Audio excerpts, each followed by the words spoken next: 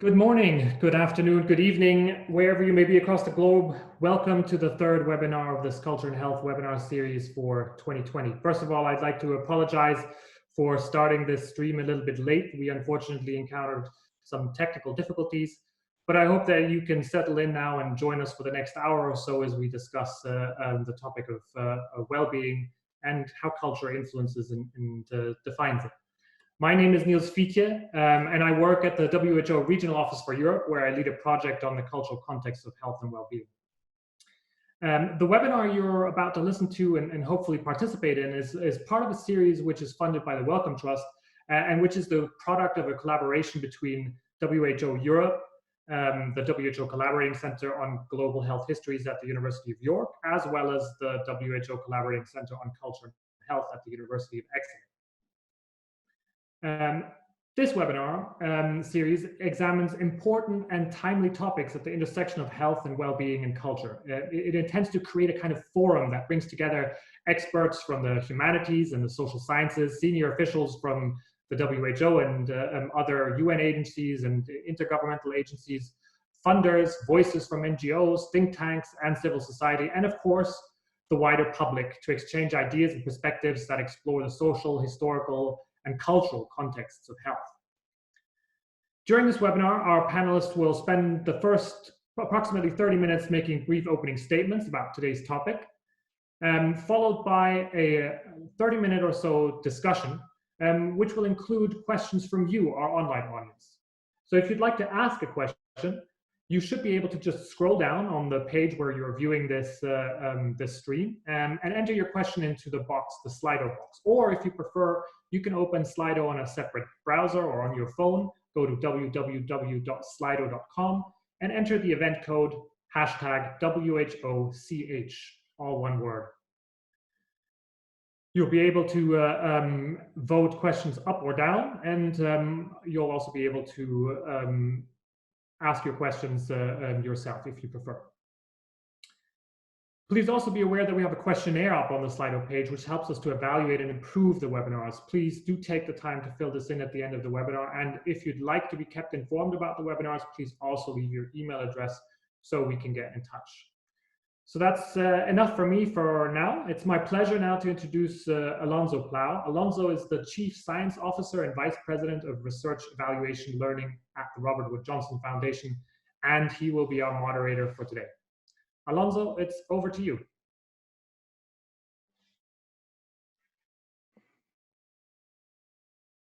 Great. Well, good day. And thank you, Niels, and welcome to today's seminar, Thriving, the Role of Culture in Defining and Advancing Well-Being. As Niels said, this is part of the World Health Organization's Culture and Health series. And I think all of us know that health means far more than just the absence of disease. And at the Robert Wood Johnson Foundation, our focus on building a culture of health means that we take a holistic view of people's health and well-being. This includes physical, mental, social health. It considers basic needs like food, housing, education, and it includes social and emotional needs like sense of purpose and safety. And it is deeply tied to the well-being of our environment. With a definition that's all-encompassing, we're very interested in how to measure well-being. And once we have strong measures, we're interested in how that knowledge gets applied to influence policies, actions, and budgets. So think of it this way. What would our communities, nations, and world look like if our dashboard dials expanded to include well-being in addition to economic indicators? What if every policy was centered around well-being? What if our cultural narratives about what matters were more about health and wealth and not consumption and production alone? There's never been a more vital time to be asking these questions as we work side by side around the world to fight COVID-19. As we search for ways to slow the virus, and then as we rebuild economies and systems, how can we create a more equitable society rather than returning to a status quo that is leaving so many people behind? There are exciting models for this gaining steam around the world. Well-being measurement is becoming more common in the UK. New Zealand and Iceland have adopted well-being plans and budgets. In the US, there's exciting work happening around the country, and we're talking with national organizations about incorporating well-being indicators into their data sets. In fact, I was just on a call with US Centers for Disease Control yesterday discussing how important that would be around COVID monitoring. So this work is happening across a broad range of cultural context, and although it shares some common characteristics, it looks dramatically different in each place. And that brings us to our topic for today, the role of culture, cultural context, and cultural values in defining, measuring, and advancing well-being. And we'll explore this in a number of ways, possibly more. First, the role culture and values and tradition plays in shaping the definitions of well-being and the need for grassroots engagement to inform this. And we see different examples around that around the world. Second, the importance of culture as an indicator of well-being. Metrics often include things like social cohesion and the ability to connect with one's culture. And on a third way, the way that cultural output, art, literature, music, design, and so much more powerfully reflects well-being. It's just another data source to consider in measuring and monitoring. As a jazz musician, the role of music and culture is a very close to my heart. So with that, as my opening remarks, I'm eager to introduce our panelists for today. And each one brings a unique perspective on the role of culture and well-being. And I will introduce them in the order in which they will speak. Anna Alexandrova is a reader in philosophy of science at the University of Cambridge. Her work on thriving asks how we might think differently about what we measure. Johnny Steinberg is an author and professor of African Studies at the University of Oxford. His writing beautifully captures the human condition and the culture of South Africa. And our final panelist, Nancy Hay, is Executive Director of the What Works Center for Wellbeing in the UK, which supports governments and other partners to measure and advance health and well-being. Niels has already introduced himself, a research officer in the Insights Unit at WHO Europe, who explores narrative and culture. Niels has worked with us on a book that I'll talk about a little later, coming out this summer on well-being around the world. I hope you're as excited as I am for today's conversation, and I'll hand it over to our speakers, and then we'll have time for questions and discussions afterwards. So Anna, over to you. Thank you, Alonso. So let me start with some general remarks. I think the idea that well-being should be a goal of policy and of healthcare is eminently sensible, and the idea that we can use the best available evidence and the best available scientific analysis to bear on it is eminently attractive as well. And I have watched this project now for the past 20 years as a supportive and a generally optimistic outsider. And as a philosopher, I think there is nothing contradictory, incoherent, or deeply objectionable in the ideals themselves. However, in addition to thinking of these aspirations theoretically, I like to watch how the humanistic aspiration to represent well-being in its full richness and complexity gets translated into practical research projects or even policies. And it is at this point, at the point of translation, that sometimes my faith and commitment to the project of well-being is tested. And this is what I'd like to talk about in my allotted time. Like many idealistic schemas, this one can look uglier in practice than in theory, but we can do something about it. So here is the dilemma. Enthusiasts for well-being science often quote a remarkable speech from 1968 by Bobby Kennedy, in which he laments that GNP measures everything except that which makes life worthwhile.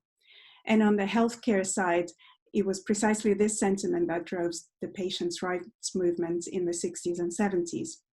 But in endorsing this ideal, enthusiasts are implicitly making a promise, presumably to do better, presumably to measure that which makes life worthwhile. But this is a very tall order and a big promise to make. So today, social scientists that claim to measure well-being, for the most part, often measure the monistic quantity of life satisfaction. And since many of us will mention it, I'll just define it. Life satisfaction is a self-report in response to a broad question: how satisfied are you with your life as a whole? And on a Likert scale, this report generates a single number, which can then be plugged into normal econometrics and familiar statistics, thus monitoring the responsiveness of life satisfaction to changes in various other variables such as unemployment, housing, income, provision of healthcare, etc. So the science of well-being then becomes an exercise in estimating an equation.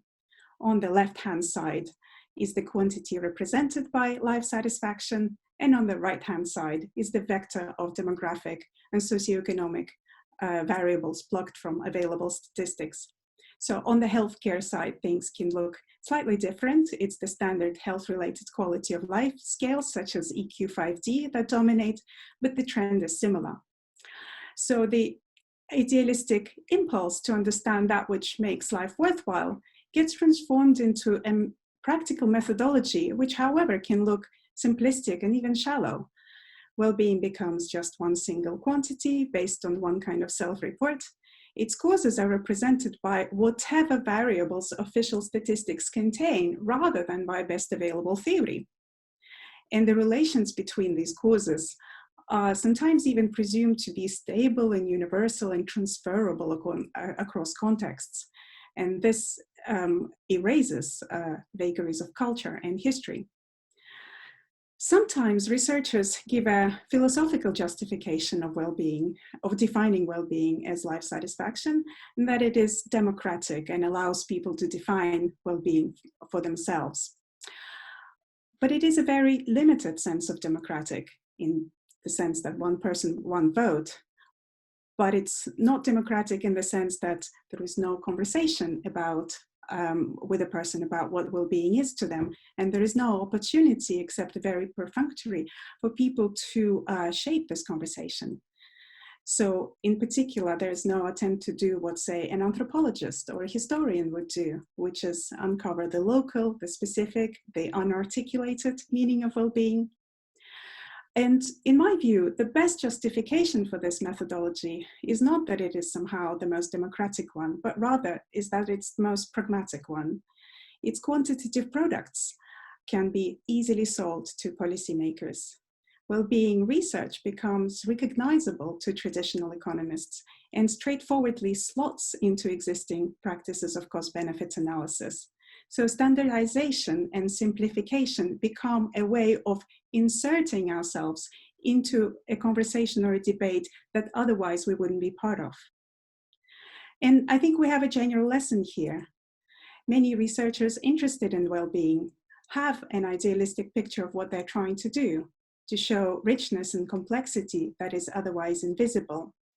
And they have an idealistic vision of the application of their knowledge. It is empowering, participatory, deliberative, sensitive to the many values that people actually have. But this picture is hard to sustain. And to some extent, the difficulty is inevitable. Pragmatics are a legitimate aspect of science. We should expect compromises in science if these compromises arise out of incompleteness of data, out of ethical constraints, out of demands for coordination and communication among researchers. Life satisfaction is great for that.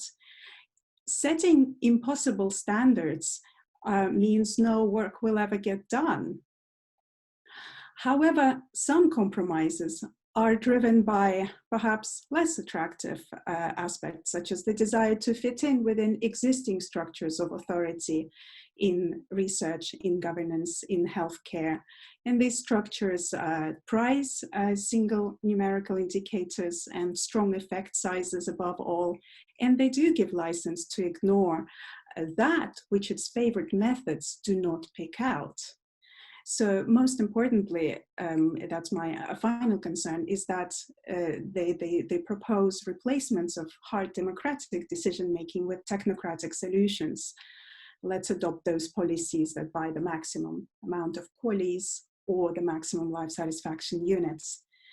To conclude, I think responsible science of well-being should indeed not expect to know everything which makes life worthwhile, but we should watch carefully for the price we pay for influence over policy-making conversations.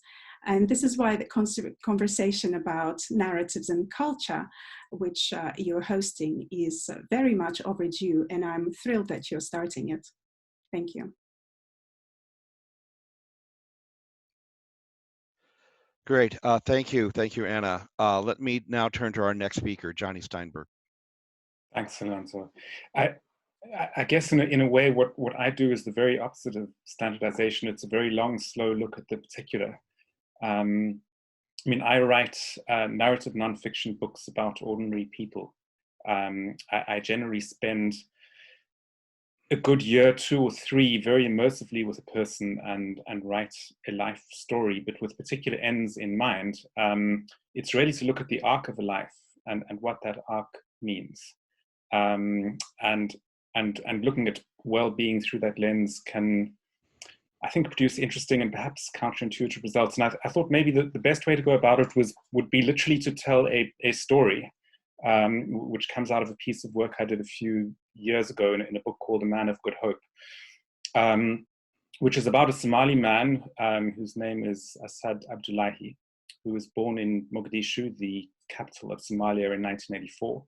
And when he was 7 years old in 1991, war came to Mogadishu. He was separated from his family and fled alone into exile, and spent an entire childhood, the next 11 or so years, living this incredibly deracinated, itinerant existence, always connected to adults, but very strategically and carefully. And after many years of drifting, finally at the age of 19, settled and made good on the streets of Addis Ababa, the capital of Ethiopia. Made good as a kind of a hustler, a street broker, brokering the relationship between Somalis coming into Ethiopia and the goods and services they need, including false papers, washing machines, anything. He could lead people to them, and it was really accumulating a great deal of money, fell in love, got married. And at this point, the one point in his life when he was settled, he made a very interesting decision. He had heard that there was great fortune to be made in South Africa, but knew nothing about the place, had no first-hand knowledge, no reliable knowledge. Put $1,200 of cash in his pockets and, without a passport, headed south in a very perilous and uncertain journey, and arrived in South Africa 7 weeks later. And what he discovered, I'm really telescoping a long story. I'm going particularly to decisions that people make, and I'll come back to why in a moment.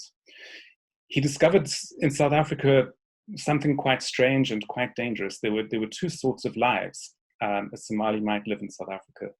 One was, in every major city in the country, there was a densely populated, predominantly Somali neighborhood, and there one could be safe, one could be surrounded by one's own people, but one would have to be poor. The labor markets in those areas were oversubscribed. One had to have quite a lot of capital to make money. The other existence that one could have was to go out among the South African poor, the informal settlements on the edges of cities. And there was money to be made, selling groceries, selling stock, selling fresh meats, but at the cost of great, great insecurity, because these were cash businesses that one ran in very under-policed areas. Great deal of xenophobia. Police were not going to protect you. And he went for this dangerous cumulative life. First went into business with an uncle, and his uncle was killed in a robbery. Then went into business with a cousin, and cousin was killed in a robbery. Each time he went back to the safe zones where he'd be poor, thought about it and went back again and again into danger. At one point, his wife, now had a wife and small child, his wife said to him, "This is too dangerous for me, this is crazy, we're going to die here, we need to go back home." And he decided not to. She went back, he stayed. Eventually, after yet another robbery, I think he did the riskiest thing of all, was to give a human smuggler most of his life savings, and in return got a false South African passport, a one-way ticket to Sao Paulo, and a very hazy plan at the other end to make his way across South America, into Mexico, and across the border into the US. So these very sort of harebrained, risky plans.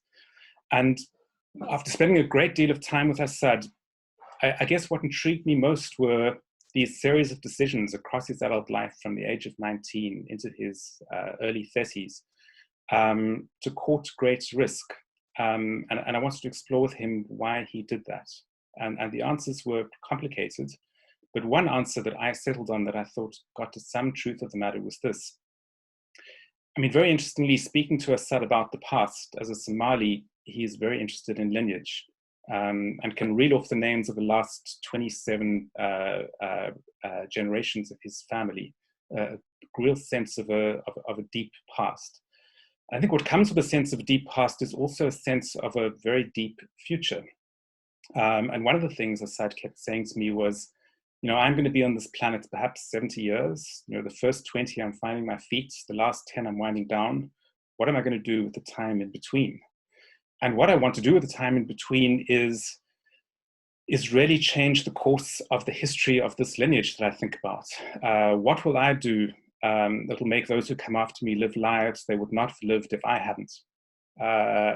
It was never that much on the surface of his discourse, but I think that's what was ultimately animating him. And in my language, rather than Assad's, I think that he thought his life would be worthwhile if he effected a revolution in the history of the Abdullahis. If those who came after him lived lives that those that came before him could never have imagined. And there are great ironies in this. It would entail that his descendants becoming Americans and perhaps forgetting that they were ever Somali. And in that sense, a long lineage would be lost. It's a very complicated business. But to close, what I was struck with was, what does well-being mean in this context? And what does one's own sense of one's well-being mean for the decisions that one makes? I mean, we often reflexively like to think that those who are marginal and are poor, their well-being requires what is immediate, what is basic, from food to shelter to security. But here's a person who is marginal and poor, who is juggling different values in quite a complex and sophisticated way, and sometimes giving up security, given the constrained courses in his life, for something else. And Assad ultimately had a fairly heroic conception of himself. He was imagining life deep into the future and how he may affect it. And for me, the lesson in that is that often people who we consider have the least agency are nonetheless thinking at great scale. And the scale at which they think can animate them, can determine their actions. And in a complicated way, their well-being may be deeply connected to the well-being of people not yet born, or people not yet even imaginable. So my time with Assad made me think a great deal about what well-being might mean in the very intimate texture of a life. Thanks. Thank you, Johnny. Our next, Nancy, our next speaker. Thanks, Alonso. Lovely to hear from you, Anna and Johnny. Lots of food for thought. So I'm Nancy Hay. I'm the Executive Director of the What Works Centre for Wellbeing in the UK, which is a collaborating centre, and we work to bring together the global knowledge base of the evidence and work out how you can bring it into policy and practice, working with a broad range of universities. And that practice can be in government, business, or civil society. So I'll talk a little bit about culture, measurement methods, and what that means in policy and practice, and from our experience. So when we started the centre, we did public dialogues around a number of topics, but including culture. And the public dialogues really showed us that people understood culture as a really broad term. It was kind of everything that wasn't work. It was kind of life. So food, fashion, art, social norms, archives, museums, our histories, our stories, a bit like heritage, the tangible and the intangible. It was in the research methodology as well, though, culture is also a source of information about our well-being, and as well as an understanding for the context in which actions are taken by various organisations and actors and ourselves. And so this is a big topic that we're going to just touch into. So on measurement, I've got three things I think to say here. One is that we find the qualitative evidence very, very useful. So we are the first What Works Centre in the UK to use evidence qualitative evidence synthesis, and it's particularly useful for understanding the how, why, what, who, and the mechanisms and the models, and unpicking how things work and what's going on. And it's just as important to do this well as it is to do the quantitative stuff well. And people really want guidance around how to do that, how to really understand what their participants are saying. And actually, there's something really strongly here about listening to what people are telling us through what they are doing and saying and creating, rather than just asking them to answer questions that we're putting to them. So I think there's really exciting things happening around how we learn from what people are saying to us in the lyrics that they use, the online contact they create. And so, for example, there were some studies that you can criticize in lots of different ways, but showed that the language people used in literature in 1950s was much more optimistic than it is now. In fact, we're probably the most pessimistic in the UK in our language and our lyrics than we have been for many times. I mean, there's some reasons for that in terms of the broadness of which people have access to that medium, and maybe it served a particular purpose in the 50s as well. So, but it's interesting to see that you can use those types of techniques. The other things I think probably around measurement is the single measure dashboards, broadening it out. In the UK, we talk about well-being as how we're doing as individuals, as communities, and as a nation, and how sustainable that is for the future. And it brings together a number of different ideas. And I talked a bit about the sort of the science of well-being. And I think actually she's talking about, with the life satisfaction, the economics of well-being, because the science of well-being can equally be around sustainable development or around psychology. So the Yale course that's so popular on the science of well-being is kind of philosophy and psychology more than economics. And so there's a couple of things to say here. So one is that well-being is an outcome, like an idea of a generation for the future, the sense of progress, and this idea that you should use a broader range of measures to understand that. And we have a large number of dashboards across the world that do that.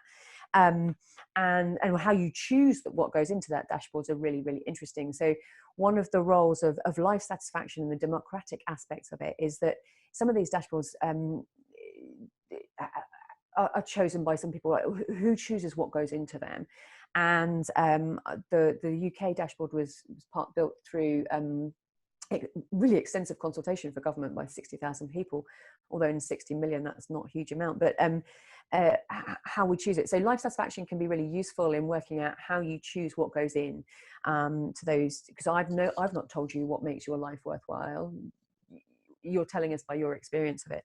We're also really bad at predicting what will make us happy, and actually the life satisfaction data can tell us that. And for example, we know unemployment is bad, but actually one of the things the life satisfaction data tells us is how lasting and scarring that impact of unemployment can be, particularly if it lasts longer than a year. And it also helps us make choices, which is what governing is around, is the economics and making choices of well-being. So it's useful for a purpose. It's probably worth saying that there are a broader range of measures than that in the UK. So we also measure purpose, which we've heard talked about.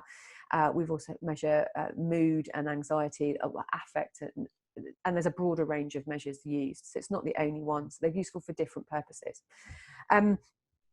Probably also useful to talk about how you can understand that. So we can see the evidence of impact of things in different ways, particularly around culture, where sort of the experiential measures are really useful. So this idea of how you feel when you do it, of happiness and purpose and what's important to you when you're doing it. But also one of the things we see is how some unusual things around culture really make a big difference to those who are really struggling in really tough lives. So that the hobby and leisure learning actually has a bigger impact for those who are really struggling than you'd imagine. And there's also a role, I think, for culture in sort of disaster response and processing emotion of that experience. And often our response in disasters is to come together, and we've got this challenge that all our natural solutions sort of coming together and to sing, which is one of the happiest things you can do, are harder to do when we have this social the physical distance that's required. So how do we keep social while keeping that physical distance? And then lastly, on policy making, there's 3 points I think to make. One is that I'm going to highlight Wales here, who have come from well-being from a sustainable development aspect, but they have I think they're the first country in the world to have vibrant culture as one of their goals under their well-being framework, which is really exciting to see that's such a prominent part. But also we can see the role of culture and the stories people tell, and qualitative research in things like design for policymaking. So the UK, we have Policy Lab, which brings in design thinking. The Government Digital Service brings in the design thinking in terms of how people interact with information and communications. And also the Design Council, which thinks about how design works in planning in a broad range of principles, and how people interact in real life with these designs that happen. And then lastly, I'm going to come to funding and how you fund this stuff. Budgets for culture and budgets for other areas are separate. There's nothing kind of in the middle for this area. And also sometimes the benefits from spend in one area accrue to another department. So you get into discussions of accounting methodology and what counts as an investment in human capital or social capital.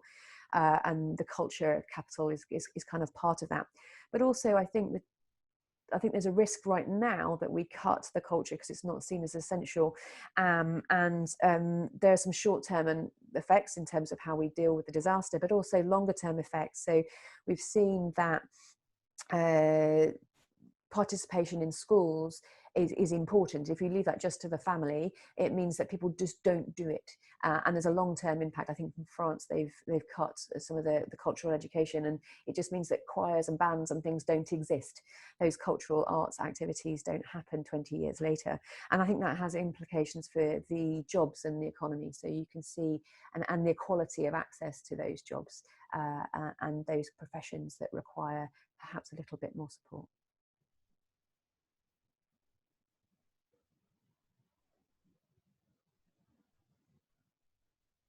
There we go. All right. Thank you, Nancy. That was great. So we're beginning to get some questions in on Slido, and I encourage others to put some questions out there. Let me just start things off, and then I'll go to the Slido questions in a moment. All of these are, again, great presentations, panelists. And you all talk about the importance of building trust. And understanding well-being in terms of its meaning to individuals. What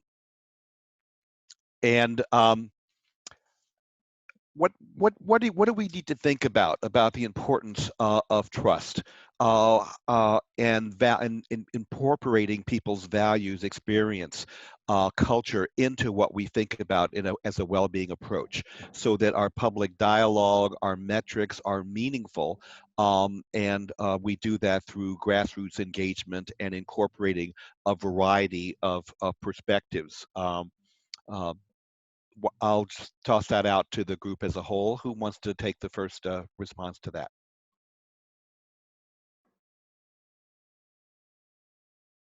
Alonso, maybe I can kick us off with the question. I think the question about trust is a really important one. I think somebody once said we only ever move at the speed of trust. So right. So building trust and generating trust amongst the population is I think a vital component of policy making in general, but maybe particularly of policy making in relation to well-being, because well-being is such a profoundly personal concept that I think if you don't have the trust of your population on board, I think it might be difficult to advance.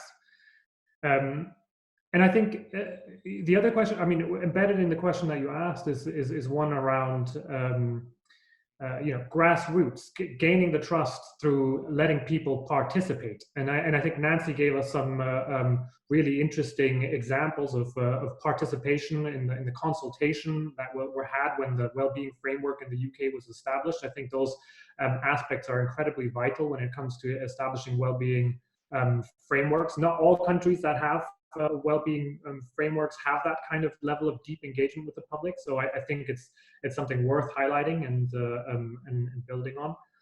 But I also kind of want to highlight once again the kind of work that Johnny does in relation to kind of going deep rather than going wide. With individuals, with groups of people, and trying to understand their motivations. So if I can just give a kind of quick analogy, about well-being. I mean, I think the thing that WHO, an organization like WHO, a normative organization like WHO that's deeply embedded in the kind of epidemiology of health, the challenge that we have is that a concept like well-being is much less akin to a concept like incidents, COVID-19 incidents, versus a concept like love. So measuring COVID-19 incidents comes much easier to us at WHO than measuring a concept like love. In fact, we would never be seen doing anything like that, and hopefully nobody would ever try to engage statistically in measuring love. And so we find ourselves grappling with a concept that is, on the one hand, possible through indicators and statistical measures to grapple with, but on the other hand, I think leaves us wanting more. And what I think we can gain from a grassroots perspective is through the kind of the art that we share, the literature that we read, the movies we watch, is that we can get a kind of a sense of that depth, the sense of those preoccupations, what the Germans might call the zeitgeist of a moment. And it's artists and painters and authors and movies directors who can open up that world to us. And I think the conversation that hasn't really been had in the policy level, at least, is to see how can we take that information that is already out there, and how can we use it sensibly, responsibly, to inform our kind of understanding of what well-being means at a given time in a certain community, in a certain group, or possibly to a certain nation. And maybe I'll just kind of conclude by saying, Johnny wrote a really wonderful book about a man. This is some years back. A man grappling with, in South Africa, during the kind of height of the HIV/AIDS pandemic, grappling with the question of how or whether or not to get tested for HIV/AIDS. Being completely aware of the repercussions, being very kind of, this wasn't out of, not getting tested was not a question of out of ignorance. I mean, it was a very informed decision that he was making or not making. And I think, I wish, I wish that policymakers would kind of look to a book like that, would look to an author like Johnny, would include that type of information when they make decisions on a higher level about policies, when they make decisions about trying to understand how people act and think. And that's, I think, how we can leverage perhaps more easily and at scale questions around grassroots insight. Great comments, Niels. Others on this issue of a deeper engagement and bringing in a range of cultural experiences and perspectives into both the definition and the policy dialogue about well-being. Nancy, you've been thinking a lot about this. Yeah, there was I could pick up a couple of things there. So I'll start with the depth of things. So one is that I, as a policy official, I valued the sort of the experience of people dealing with, so I was dealing with the citizenship behaviors and how the experience of being on a jury, for example. And actually it's really, really helpful and rich information. It's incredibly hard to do in practice, but we should try and make it easier. Two examples I wanted to bring in was, one is in public health in the UK, where there's a number of, which is a really interesting role. So it's a role that links the local authority area with the health system. And one of the things that I've seen happen there is how they engage with their local civil society community and all the different communities in areas to help understand what is their experience and how they can contribute. So that's one of the things where I'm seeing cross-sector working. And I think the same is true in a broad range of parts of the UK and the wellbeing legislation in Northern Ireland and in Wales in particular. But I also wanted to pick up trust. So there was 3 points around that I wanted to make. One is that trust is the glue. It's the hidden wealth of our nation. It's the thing that will provide resilience for us in times of trouble. And it requires a broad range of voices and respect and tolerance. And there are ways to build that around purpose and around connection between people. But the other thing is, it's our data. It's our information. How do we make sure that it brings in the full experience of everybody, and that we all know about it and can communicate? And it's one of the things we're grappling with actively in across the UK. And lastly, you mentioned the word love, Niels, and I have seen the words love, play, beauty and joy in policy documents over the last few years. And really, I think these are the things of life. How you measure it, there are people trying to measure beauty with AI, which is quite exciting. So there are ways to do these things and to understand better what matters. How we use them is an interesting challenge. But also this idea of story and narrative, and the stories we tell ourselves, both as individuals, can have effect about how we live our lives, but also of places and of communities, and the narratives that we tell and how they help and hinder us is a really interesting field in psychology. Excellent. Thank you. Other panelists comment on this issue of trust and deeper engagement, so that the well-being discourse reflects fairly deep engagement from people from all types of communities? Thank you. I'd love to. It was great hearing other panelists, and I think trust. I'd rather we talk about trustworthiness, actually, of well-being knowledge, and because some of this knowledge may not be worth the trust. So, and how do you secure trustworthiness? There is no recipe there, but it's I think the thing to watch out for is going over people's heads, looking as if we're doing things for people's for the sake of people's well-being. So I think the big danger for any organization or any research project that wants to study well-being and then act on the basis of it is turning things technocratic. And so technocratic means hiding value judgments when in fact they're very important, and not engaging people in making these value judgments. Public consultations about what to include in the dashboards are extremely important. They're one way of doing that, but in a way they shouldn't provide the excuse of not doing more, because imagine having done one public consultation and then you keep going. It can get a lot worse. Citizen science, which is the more interesting and ongoing engagement of people into production of knowledge about well-being, it seems to me a very exciting initiative. And we need to figure out how to do citizen science of well-being. I think that's a challenge for all of us, to know what it would mean. So, I'm listening with fascination to Johnny's stories. It seems, it takes a deep and sensitive interviewer and writer as him to bring out somebody's story. The story wouldn't be brought out if Johnny didn't put the effort in. Can that be done systematically? Can that be the expectation? And can we channel energies of non-academic participants and citizens into creating more stories such as Johnny's? Great comments. Johnny, I did want to turn to you on that, because again, the meaning and the narrative and that you presented in your story is a powerful kind of experiential knowledge that it is difficult to get into dashboards. What are your thoughts about how we can bring the power of narrative and experience into this kind of discourse?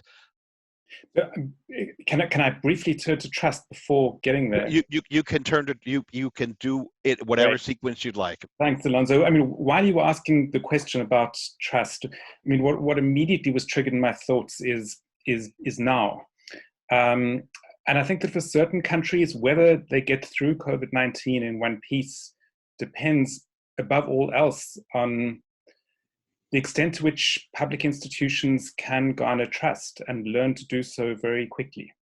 And I'm thinking of my home country, South Africa, where what lockdown means is inevitably a very nasty reversion to the past. Apartheid was lockdown. Apartheid was a systematic nationwide restriction on movement to millions of people.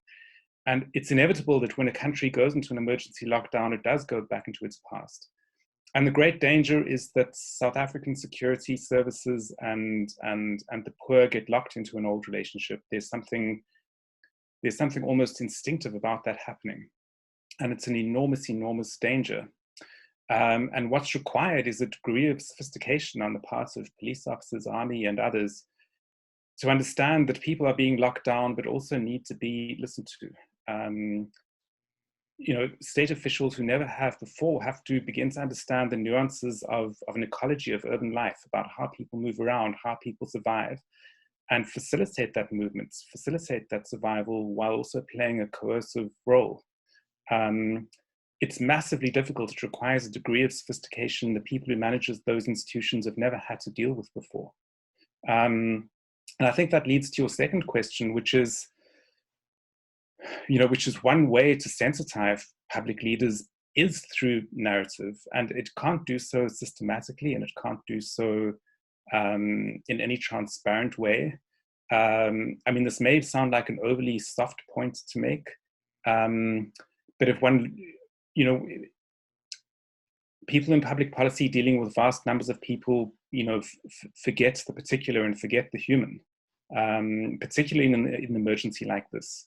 And I think that offering narrative again and again every day to those who exercise power is enormously important at a time like this. Very important. All right, now we're getting questions, lots of questions on the, and I might want to turn to some of those now. One question really relates to what we're talking about. The importance of narrative experience in policy constructs for well-being. So the question was, some of my friends in the area of music or film are very concerned that these creative activities will not survive the current pandemic. How can policymakers be convinced of their value to our society that emerges from lockdown?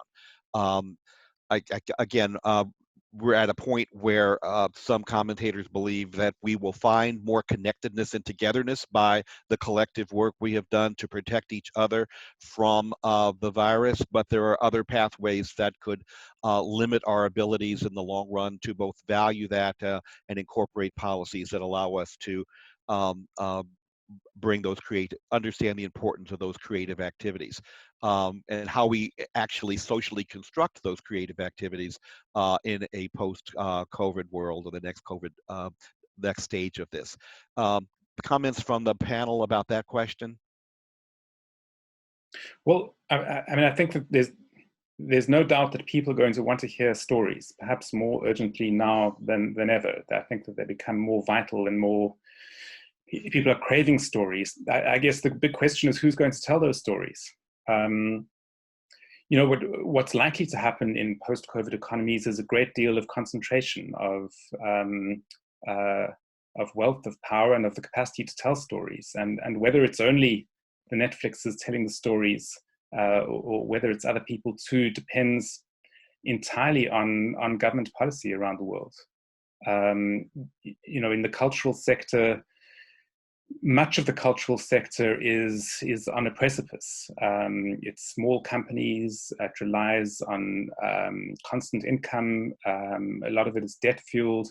That entire sector can go overnight without public intervention. It's not a huge expense to keep much of it open. It's a very, very important investment. Yes. Any other panelists? We have actually a couple of questions that are related to the importance of creative arts. Other comments by panelists around how we maintain that connectivity and have stories that connect us and improve our well-being? So I'm going to come in on this one. So I think this is a big risk. I think the music, film, theatre industries our heritage industries are under threat right now, and I think they are quite hand-to-mouth organisations sometimes, and I think we need to work out carefully how we protect them. It may not be a particularly high cost, actually. I think there is a mistake to believe that the connectedness will last beyond this togetherness that we're currently in. I think we've made that mistake before historically, and I think we need to think carefully how you maintain that. And I think it will be important for security and public order as we go forward. The fairness, and we're all in it together, only lasts so long. And trust is something that needs to be continually maintained and nurtured, as is connection. And I think it would be a huge loss if we lost the ability to tell our stories and be creative. There are some really creative ways that people are responding, but I think that we need to find a safe way to continue to make this and reach audiences in this new world very quickly. Interesting. Anna, do you have a comment on that one?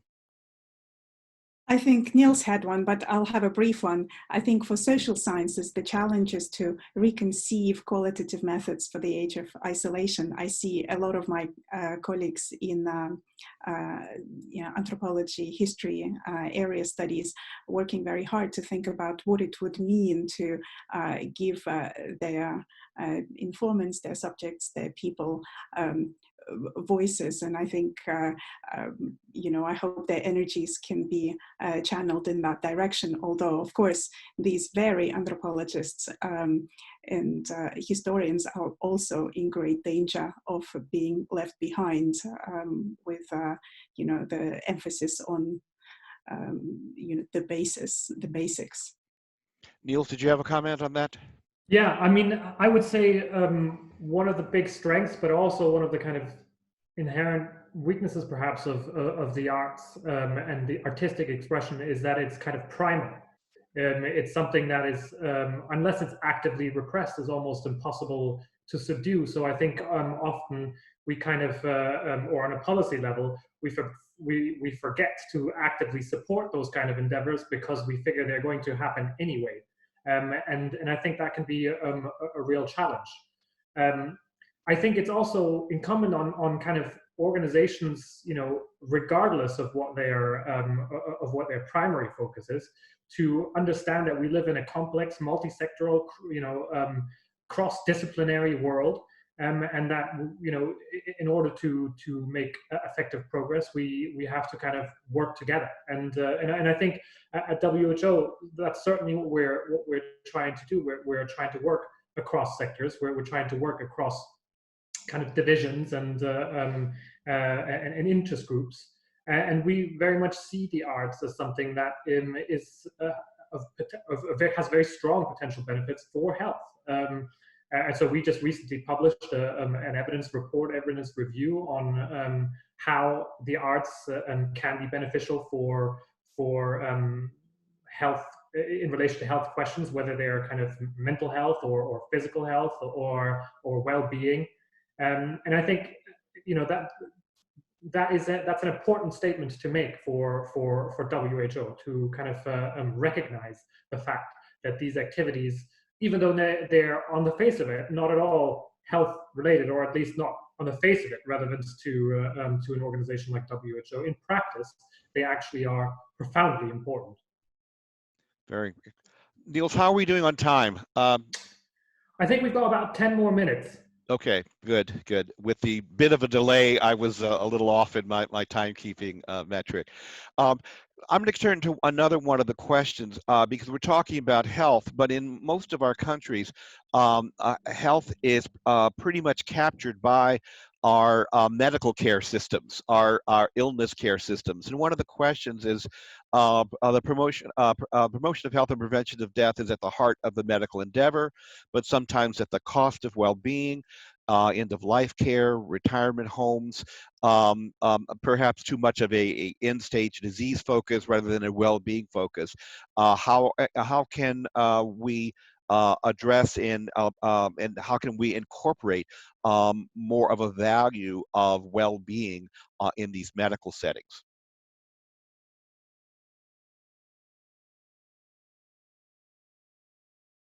Can I pick that one up? Sure. So there's a number of things that you picked up so one is about the quality of the life that we're living and making sure, so in the mental health space, one of the implications of well-being as an idea is improving the quality of life for those with long-term chronic mental ill health who often have very, very poor physical health. So that's an example of how you might apply well-being in the healthcare setting. The other one is in sort of palliative care, thinking about how we improve the experience. So my most recent one is the experience of music in palliative care and the care in palliative care for not just the person who was dying, but also those of us who were left behind, and valuing their experience and that the importance of that and the process of that. And actually it's interesting in the current context about discussion about the role of and the value of a funeral, for example, for those who are left behind and the experience of there. So I think there's a number of different ways we can do. I think the example we've had recently is having a Banksy portrait, a picture in Southampton General Hospital was one of the exciting bits that was really a way of seeing physical art in a healthcare setting as well. So the locations in which the places and spaces in which we heal are important too. Yes, yes, very good points. I'll try to hit a couple of more of the questions that that we've been getting. One is on several different countries are shifting their focus to well-being as a national priority. Well-being budgets in New Zealand and Finland. My country has not been as aggressive with incorporating well-being in national policy constructs. What do you, from your experiences, from your different experiences, what seems to explain these shifts? And maybe a comment on what it would take to lift up well-being as a movement.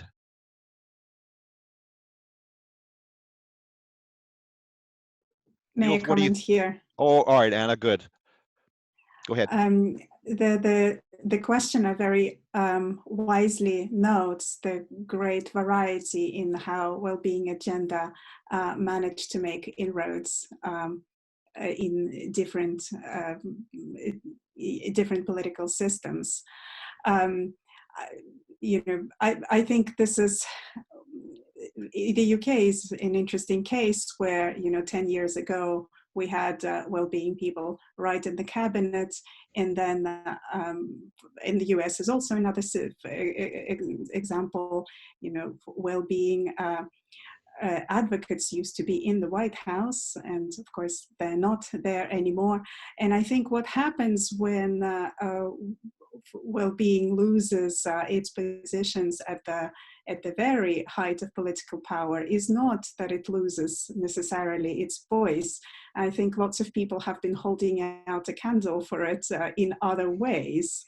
So non-governmental organizations such as What Works Center, Nancy's, and researchers in general. So, and I mean, for me, that's probably more important, to be honest, to continue generate the sufficiently diverse and sufficiently systematic and committed level of expertise. And if that doesn't happen in cabinet offices, then oh well,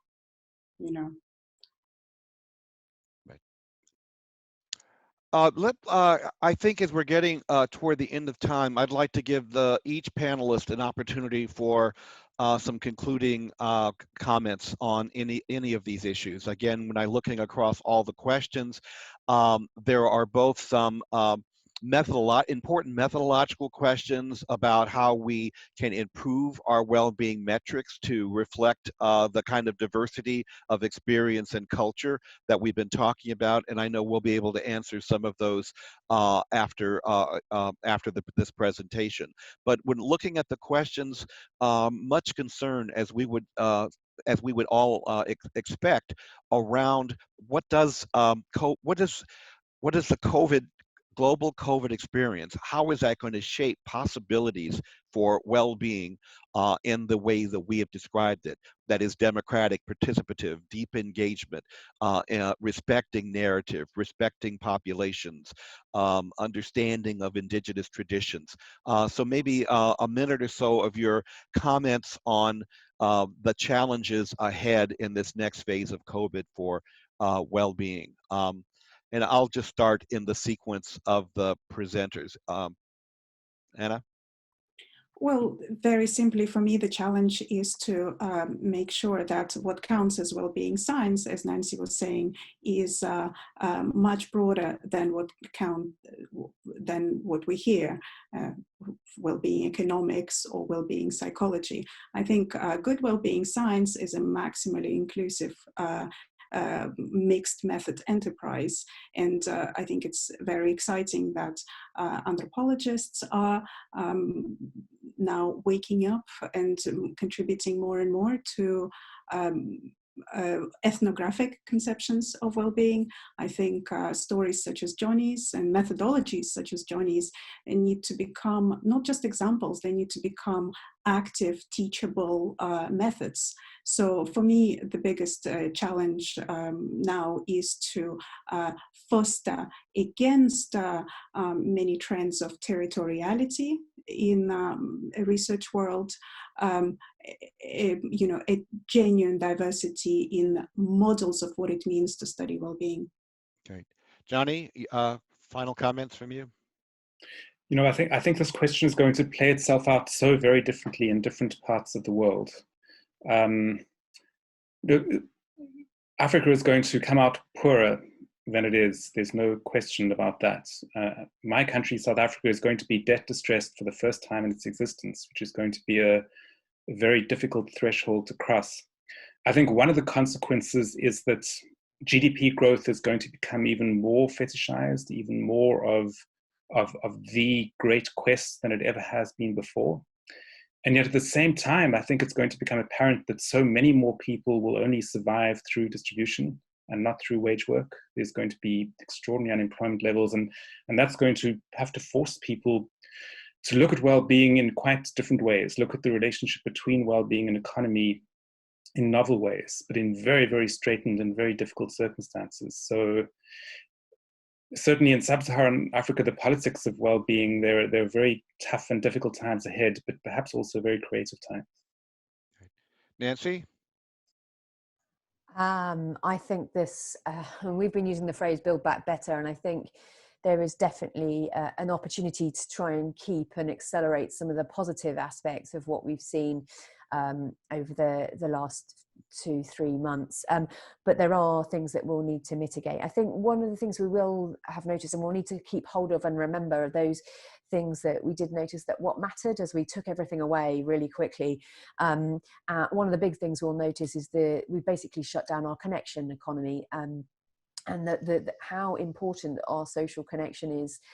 You saw the big drop in the UK. You can see the data finally doing something interesting for once. So for us, it's really quite exciting. And there's a couple of things that we're noticing. One is that happiness really dropped really quickly for older people, particularly, and that's probably related to connection and all the things that you do and enjoy life. You really notice suddenly go. And so we're going to have to think quite carefully how we do physical distance and connection, and also how we value not just health-related quality of life, but quality of life more broadly, and different areas. One of the things I like about life satisfaction as a measure is that it shows the importance of employment and livelihoods. And I'm glad that that language came through, not just about economy and GDP and business in some of the discussions I've seen. And this is what it means to real peoples and real lives. And within unemployment, we've kind of got used to quite historically low unemployment, and we're going to have to be really careful. There's a lot of people who will have lost their jobs through no fault of their own. And you'll get a couple of things. You may get survivor's guilt for those that stay behind somewhat randomly, but also there's long-term scarring effects. How can we support people as best we can to be able to get jobs when they come back again and support their livelihoods and their income, and making sure that we keep expenditure down, because actually that's one of the things that affects well-being overall as well. Niels, final comment?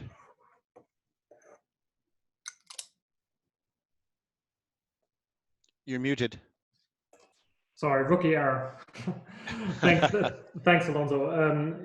I think the whole COVID pandemic and the pandemic responses has created an interesting dynamic where we kind of have pitched health against well-being against the economy. We've got kind of 3 levels of hierarchy playing itself out at the moment.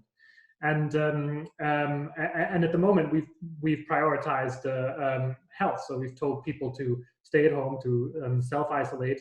The economy is in many parts of the globe has kind of been shut down. And we've also sacrificed, as a consequence, we have sacrificed well-being in many cases for many people.